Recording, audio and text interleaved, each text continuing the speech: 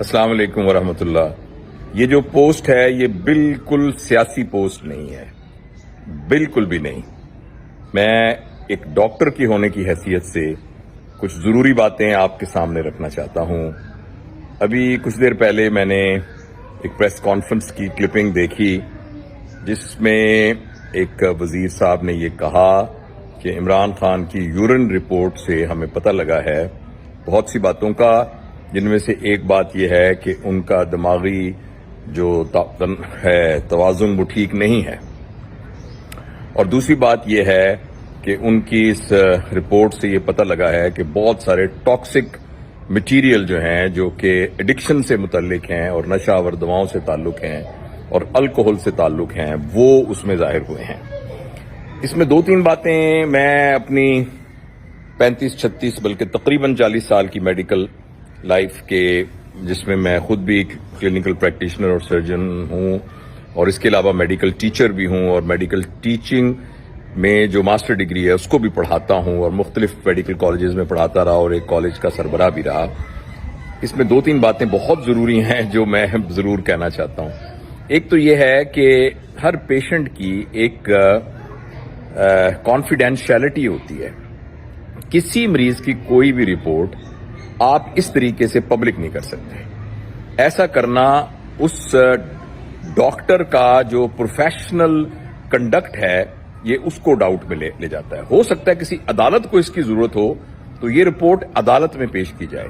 کسی شخص کی کوئی بھی ٹیسٹ کی رپورٹ نہ تو اس کی مرضی کے بغیر لی جا سکتی ہے اور نہ ہی اس کا پبلکلی اس کا اظہار کیا جا سکتا ہے۔ یہ بریچ ہے کسی کی بھی پرائیویسی کی، اور ہمارے میڈیکل کوڈ ایتھکس کے کوڈ میں یہ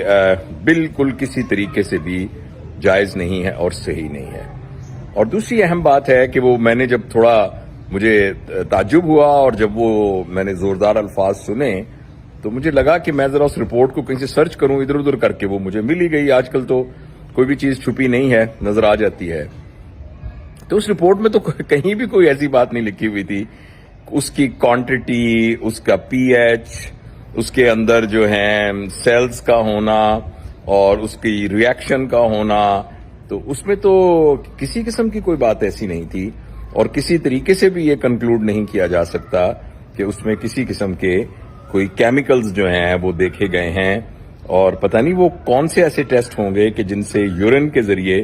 یہ سارا کچھ پتہ چل جاتا ہو۔ تو یہ کچھ ایسی باتیں ہیں جو بڑی ایک جگ ہسائی کا باعث بنتی ہیں، اور میں یہ سوچتا ہوں کہ ہمارے جو بڑے جو صاحب اقتدار لوگ ہیں ان سب کو بہت احتیاط کرنی چاہیے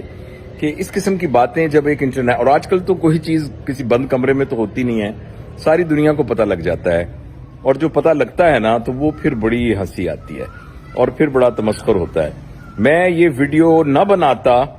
اگر میرا ایک دوست مجھے امریکہ سے فون کر کے اور یہ نہ کہتا کہ یار دیکھ تو صحیح ہے تیرے ملک میں کیا ہو رہا ہے، یعنی کس طریقے سے ایک میڈیکل ایتھکس کی کوئی وائلیشن ہو رہی ہے، اور دوسرا فیکٹ کے اوپر بیسڈ انفارمیشن نہیں ہے۔ تو پھر میں دوبارہ کہہ رہا ہوں یہ کوئی سیاسی پوسٹ نہیں ہے، یہ ایک میڈیکل ڈاکٹر کی کلیریفیکیشن ہے اس سلسلے میں۔